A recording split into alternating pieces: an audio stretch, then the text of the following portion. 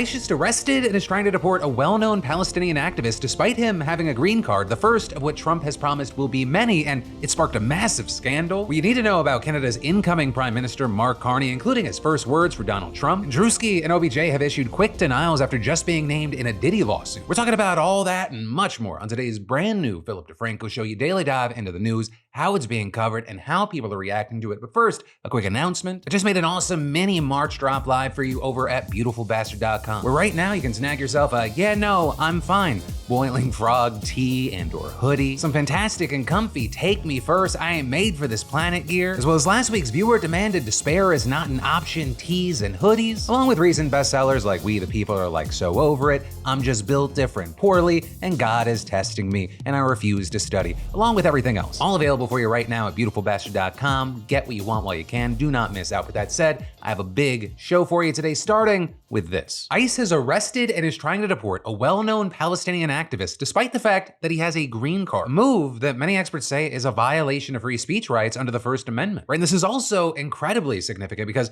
it appears to mark the first publicly known arrest under Trump's broader promise to revoke student visas and deport non-citizen students who joined pro-Palestine campus protests last year, with him claiming that the students no longer had the right to stay in the country because they supported Hamas. And while this is something that Trump has been promising for a while, this latest news notably comes after he brought this whole thing to the next level last week with him writing on Truth Social. All federal funding will stop for any college, school, or university that allows illegal protests. Agitators will be imprisoned or permanently sent back to the country from which they came. And adding American students will be permanently expelled or, depending on the crime, arrested. Though this, as many have noted, that the White House hasn't really clarified what they consider to be an illegal protest, given the fact that these activities are usually protected under the First Amendment. But regardless, the administration has made it clear that Columbia is its first major target, with it announcing on Friday that it had canceled $400 million in grants and contracts to the school, and now going after one of the most prominent protest leaders there. And specifically, the activist in question is Mahmoud Khalil, a former Columbia graduate student with Palestinian heritage who graduated with a master's in December. And while he was still at the university last year, he became a leader of the protest movement, with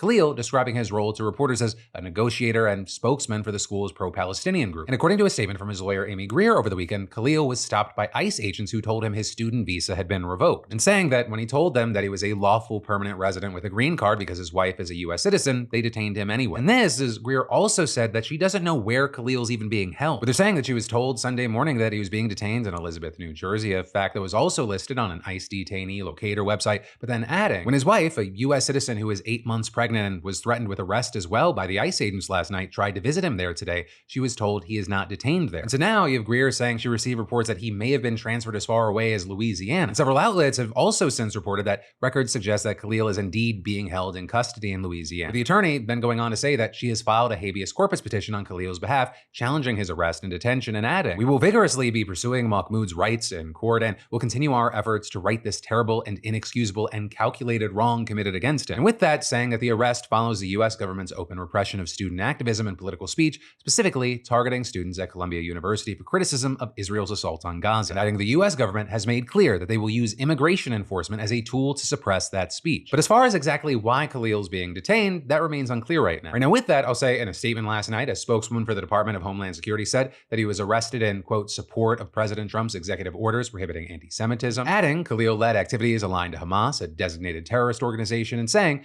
ICE and the Department of State are committed to enforcing President Trump's executive orders and to protecting US national security. With also Secretary of State Marco Rubio sharing a link on X to an AP article about Khalil and writing, "We will be revoking the visas and or green cards of Hamas supporters in America so they can be deported." And then today, we saw Trump himself chiming in on Truth Social, writing that Khalil had been apprehended and that his arrest was just the first of many to come, and adding that his administration knows of more students who have engaged in what he called pro-terrorist, anti-Semitic, anti-American activity, and claiming without evidence there that many are not students, they are paid agitators. With Trump then going on to say, "We will find, apprehend, and deport these terrorist sympathizers from our country, never to return again." But very notably here, none of those official statements have said what specific crimes Khalil had actually been charged with. And that ends up being super significant because experts say that it is true that DHS can revoke green cards and deport their holders for a wide range of criminal activity, including support for a terror group. And while the agency's statement seems to indicate that they are trying to revoke his green card on those grounds, it's been widely reported, including in the same AP article Rubio shared, that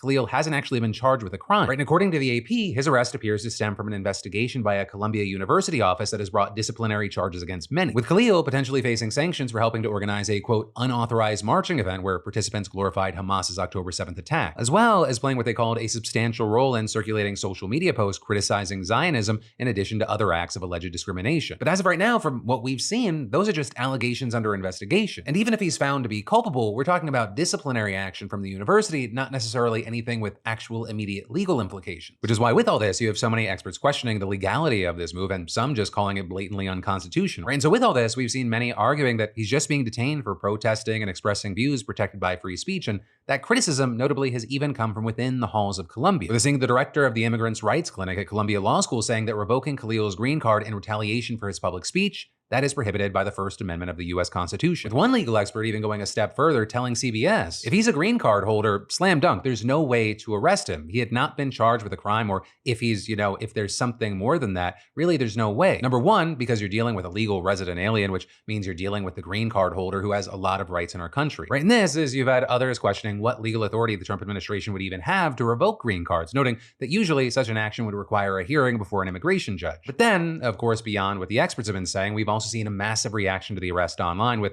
one example being a petition for his release getting more than 1 million signatures online as of recording. Many also slamming the move in posts, including big names like Representative Alexandria Ocasio-Cortez, who tweeted, if the federal government can disappear a legal U.S. permanent resident without reason or warrant, then they can disappear U.S. citizens too. Anyone, left, right, or center, who has highlighted the importance of constitutional rights and free speech should be sounding the alarm now. And to her point there, we've seen people across the political spectrum raising concerns. I mean, for example, you even had right-wing Ann Coulter tweeting, there's almost no one I don't want to deport, but unless they've committed a crime, isn't this a violation of the First Amendment? But also, very notably on the other side, we've seen plenty of people and groups praising this move, including the Columbia Jewish Alumni Association, which applauded Khalil's detention in a series of posts on X, with him claiming that he was a ringleader of the chaos at Columbia. You also had the Anti-Defamation League cheering on the arrest, writing, we appreciate the Trump administration's broad, bold set of efforts to counter campus anti-Semitism, and this action further illustrates that resolve by holding alleged perpetrators responsible for their actions. Though notably, even they seem to acknowledge the questionable legal ground here, adding that any deportation action or revocation of a green card or visa must be undertaken in alignment with required due process protections. Right, notably, we ended up seeing the ADL getting some flack for that post from many, including major commentators like Hassan Piker, who shared that post and wrote, the ADL thinks it's okay to revoke the green card of student activists. This is supposed to be a civil rights organization, by the way. But for now,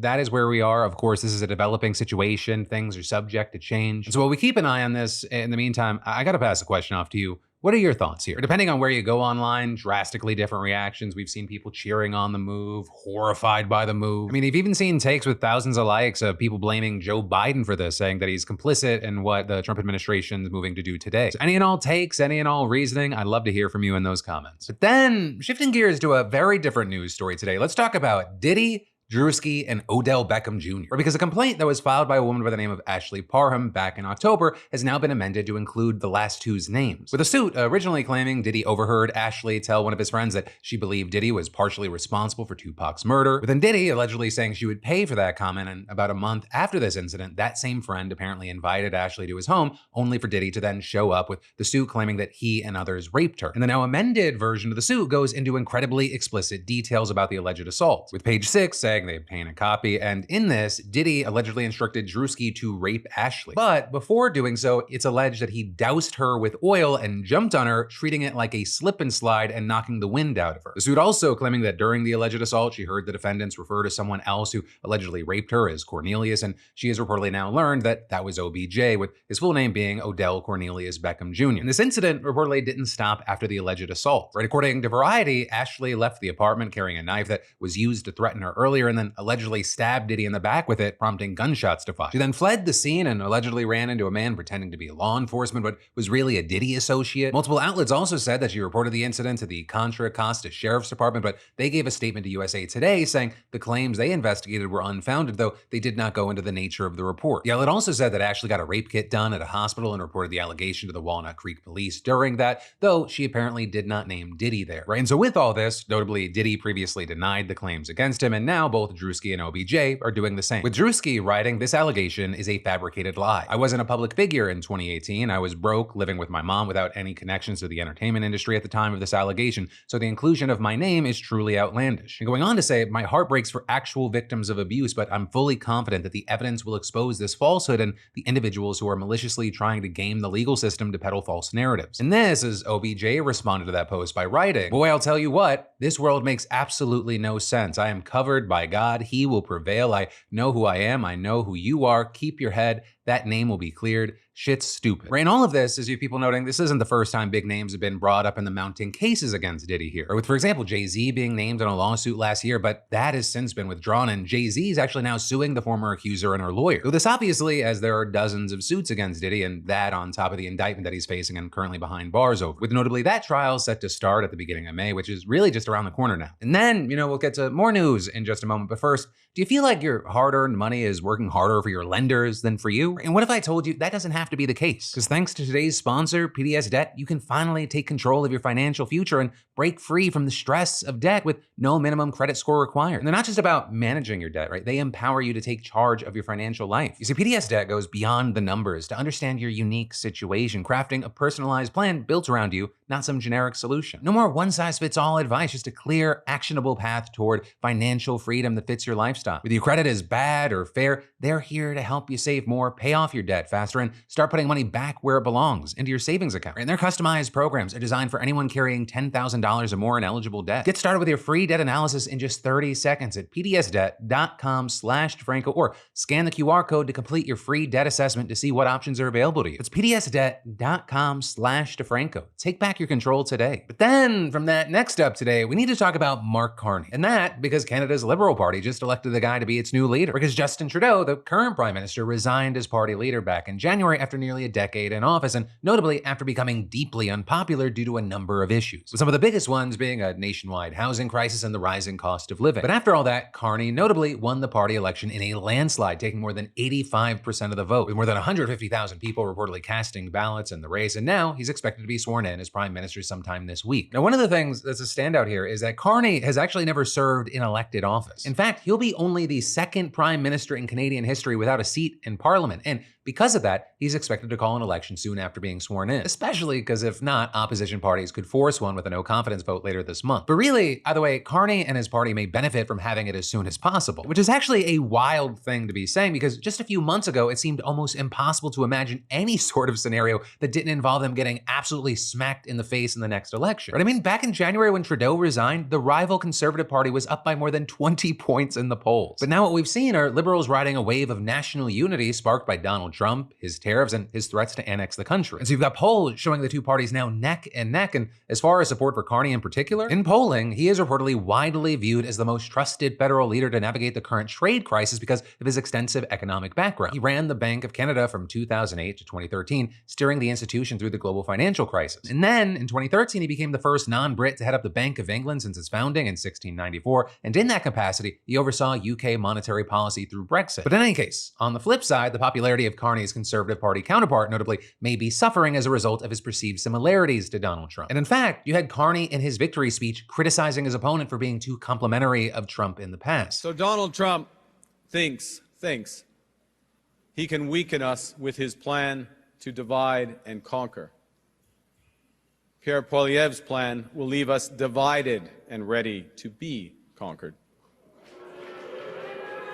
Because a person who worships at the altar of Donald Trump will kneel before him, not stand up to him. With that, a good chunk of Carney's speech focused on Trump, including what he described as his unjustified tariffs. He's attacking Canadian families, workers, and businesses, and we cannot let him succeed.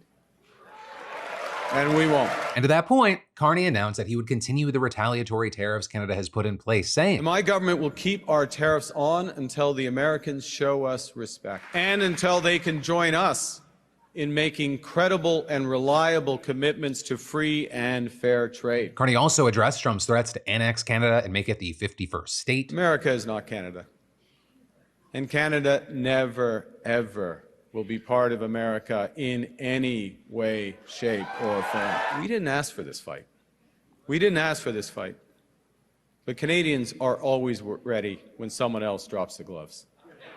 So the Americans, they should make no mistake, in trade as in hockey, Canada will win. But also, it should be noted that Carney touched on other issues as well. Like, for example, one of the biggest issues facing his country is how and whether to use its vast natural resources, right? Including oil, gas, and coal, as well as a fertilizer ingredient called potash, rare minerals, and uranium needed for nuclear energy. Also, as in the US, immigration has been a major issue in Canada. So with that, you had Carney pledging to secure the country's borders, which notably is also a key demand of Trump, who has accused Canada of failing to control the flow of migrants and fentanyl going south. Although to be clear there's not a whole lot of either one coming into the US through the northern border. In general, border crossings are down and the fentanyl crisis is improving. But also, talking about Canada specifically, just 0.2% of fentanyl seizures at the border are on the Canadian side, and only 1.5% of border control encounters with migrants happen there. And what's more, on the topic of things that Trump has said that just are not true, that he has said to try and justify his plans, Trump has wildly exaggerated the size of the US trade deficit with Canada, with him reportedly claiming that it's somewhere around $200 billion, sometimes even describing it as a subsidy when, in fact, the real deficit is in the neighborhood of around $40 billion. But with that, we're going to have to wait and see what happens, both with these elections that are sure to happen soon in Canada, and also how that and other things shape the country's relations with the US from here. But then, next up, in some big international news, we got to talk about some of the worst violence we've seen in Syria in years. Because according to the Syrian Observatory for Human Rights, more than 1,300 people have been killed in Syria over the past several days, including at least 973 civilians. With the group also reporting that the vast majority of civilians killed have been Alawites, which is a minority sect and offshoot of Shia Islam, making up roughly 10% of the country's population. Right? And notably, the Assad family, who ruled Syria for more than half a century, belonged to the Alawite community. With that meaning, members of the group often ended up dominating the ruling class and the upper ranks of the military. And of course, with that, there is also evidence that Alawite security officers were involved in the atrocity of the Assad regime, including the killing and torturing of thousands of civilians. With then all of that fueling sectarian hatred toward the Alawite community, even those who had nothing to do with any of it. And that brings us back to the events of the past few days. Because the killings have largely taken place in the coastal provinces of Tartus and Latakia, the main home to Syria's Alawite community, and also an area once seen as a bastion of support for the Assad regime. And notably, some Assad loyalists there and elsewhere have refused to give up arms, with some reports suggesting they're now forming a resistance group in the mountains. In fact, a former high-ranking officer in Assad's army has reportedly announced a new rebellion against the current government, claiming he's establishing the Military Council for the Liberation of Syria. And last Thursday, some Assad loyalists ambushed and killed members of the Sunni rebel group that led the rebellion that ousted the former Syrian leader. And so in response, security forces responded by sending reinforcements to the region, but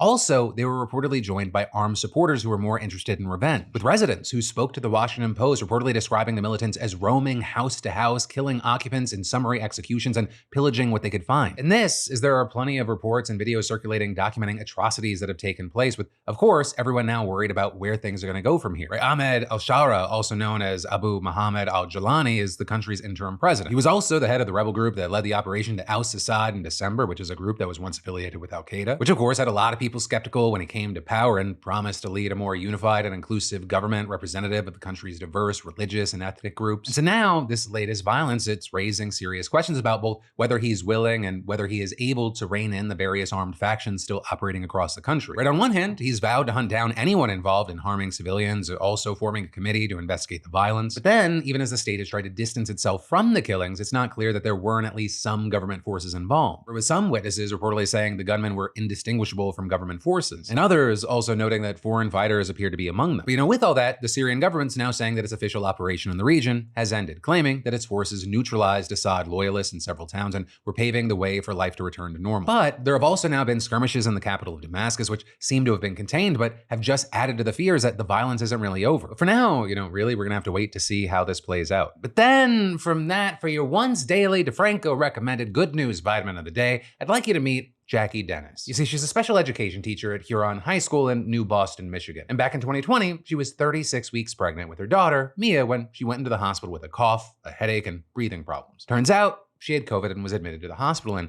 a week later, the doctors decided to induce labor and Mia was born. But Jackie's health, it took a turn for the worse, right? She developed pneumonia and her lungs were rapidly deteriorating. And she actually ended up spending a little more than a month on life support before she received a double lung transplant, with the medical director of the lung transplant program at the hospital saying her lungs were completely destroyed by this inflammatory response to the virus, and without the transplant, she would not have been able to be alive. But because of that transplant, Jackie was able to return to work and raise her daughter, and in the years since her surgery, Jackie has always remembered the gift that she was given and what the cost of that was, saying that she regularly contacts her donor's family. I'm lucky enough to have such a good relationship that I can send pictures of my daughter. I can send pictures of what my students are doing, and I can just show her the impact that her daughter has made on me, and her little sisters get to see that, and that's so beautiful. And so this year, in remembrance and gratitude, Jackie organized a workshop for the students of Huron High to make comfort blankets for the loved ones of organ donors. They're saying that while many families of donors don't have any contact with the recipient of the donation, these blankets will hopefully help them understand how grateful that recipient is. And when looking at it, this event seems to have impacted the kids participating as much as Jackie herself, with, for example, one of the organizing students saying it meant a lot that so many of her classmates wanted to step in, and adding that Jackie is, quote,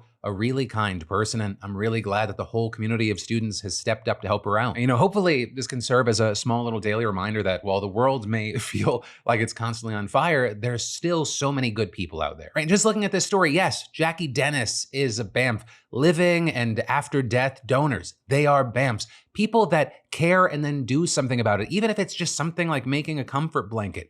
You are a BAMF. We exist in this world where it feels like things are just constantly happening and people are saying a bunch of shit. And it's just very easy to forget there are so many people that then do something, whether it be to support another or even save another. But then finally today, let's talk about y'all's comments on that last show and some commentary. And the big standout was just how positive the comment section was, with a lot of the conversation just really centering around the feel-good story. With y'all saying, thank you for the story about David and Christina. Saying more than any of your good news stories this week, this one hit hard. No victims, no exploitation, just good people being good people. Queen Mimic saying, love the video store story. Autism runs in my family, and I don't think people often understand how damaging routine changes can be. And adding, when my autistic cousin got diagnosed with cancer at age 4, he had a really hard time not being able to go to school anymore, but his teachers did everything they could for it. People who take the time to notice and care are angels. And Victoria is sounding off saying, gotta be real, the story about Dave's video store and Christina had me tearing up. As a neurodivergent person who has set routines, I get how important the video store was to Christina. To see someone go so out of their way just to preserve her sense of stability and comfort speaks volumes to the kind of compassion people are capable of. We should all try to follow Dave's example. True BAMF. But then,